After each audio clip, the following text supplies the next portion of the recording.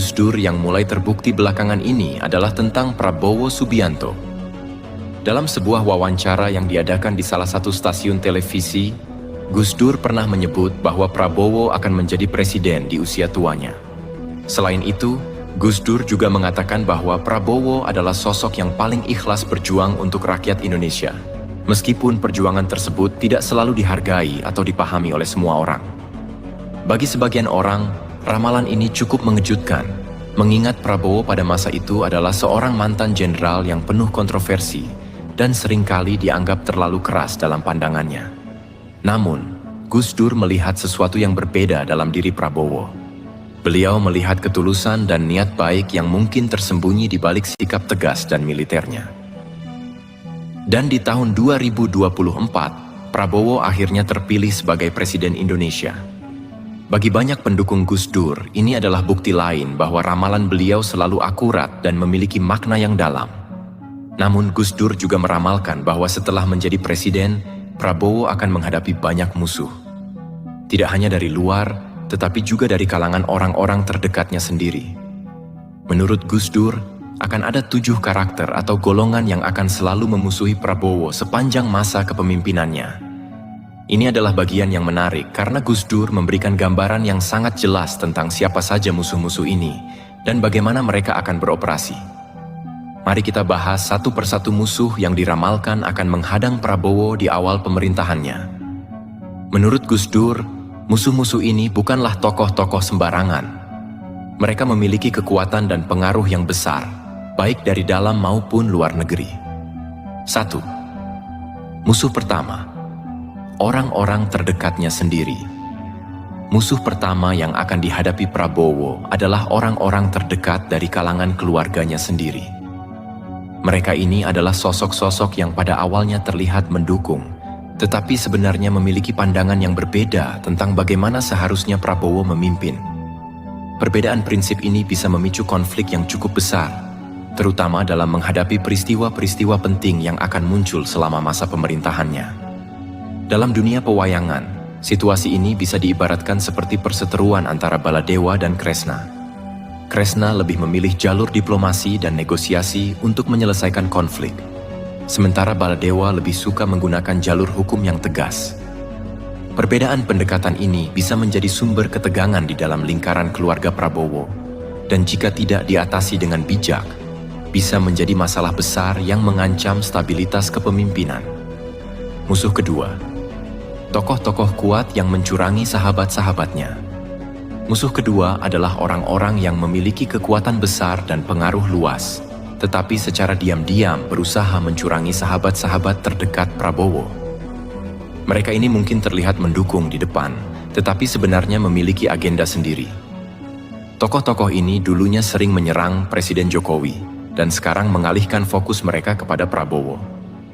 Tokoh-tokoh ini biasanya cerdik dan berpengalaman dalam permainan politik. Mereka tahu bagaimana memanfaatkan situasi untuk keuntungan pribadi, bahkan jika itu berarti mengorbankan sahabat atau kolega yang selama ini mendukung mereka. Musuh ketiga, mantan teman yang licik. Musuh ketiga adalah mereka yang pernah dekat dengan Prabowo, tetapi kini menjadi musuh dalam selimut. Orang-orang ini licik dan sering menggunakan cara-cara adu domba demi mencapai tujuan mereka. Mereka tidak peduli dengan prinsip keadilan atau hukum, selama kepentingan pribadi mereka tercapai. Dalam dunia pewayangan, mereka bisa diibaratkan seperti Sengkuni, tokoh yang dikenal karena kelicikannya dalam memecah belah kelompok demi kepentingan pribadi. Musuh keempat, penyebar kebohongan dan fitnah. Musuh keempat adalah golongan yang menyebarkan hoaks dan fitnah. Mereka tidak menyerang Prabowo secara langsung, tetapi menggunakan kebohongan untuk menciptakan kekacauan yang bisa merusak stabilitas pemerintahan. Golongan ini bisa sangat berbahaya karena mereka bekerja di balik layar, menggunakan media dan opini publik untuk memperkeruh situasi. Musuh kelima, pejabat korup. Musuh kelima adalah pejabat-pejabat atau bawahan yang korup. Mereka ini bukanlah musuh yang terbuka, melainkan musuh dalam selimut yang hanya mencari aman. Mereka sebenarnya tidak mendukung kepemimpinan Prabowo dengan tulus. tetapi justru mencari cara untuk memanfaatkan posisi mereka demi keuntungan pribadi. Dalam pemerintahan, sosok-sosok ini seringkali berada di posisi strategis dan sangat berpengaruh, sehingga perilaku mereka yang tidak jujur dan korup bisa menjadi ancaman serius bagi kestabilan pemerintahan Prabowo. Pejabat korup ini akan menjadi musuh yang sulit dihadapi karena mereka beroperasi di bawah radar, menutupi tindak tanduk mereka dengan berbagai cara agar tidak terdeteksi. Bahkan, ada kemungkinan bahwa mereka akan berusaha mendekati Prabowo dan berpura-pura mendukungnya, namun di balik layar mereka merugikan negara dan masyarakat. Prabowo harus sangat waspada terhadap tipe musuh seperti ini, karena mereka bisa mengganggu jalannya pemerintahan dengan cara yang sulit terlihat. Musuh keenam. Penghancur keluarga musuh keenam ini memiliki taktik yang lebih personal dan menyakitkan, yakni dengan menyerang hubungan Prabowo dengan keluarganya sendiri.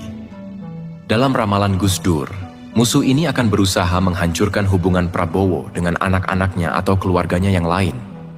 Mereka bisa saja menggunakan fitnah, jebakan, atau provokasi untuk memecah belah Prabowo dari orang-orang yang dia cintai. Jika Prabowo tidak hati-hati, musuh-musuh ini bisa merusak keharmonisan keluarga dan bahkan menjatuhkan harga dirinya sebagai seorang pemimpin.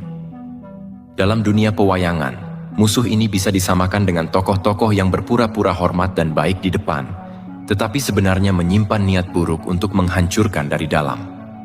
Musuh-musuh seperti ini berbahaya karena mereka menyerang aspek kehidupan yang sangat personal, yang jika tidak segera ditangani, bisa melemahkan mental dan emosional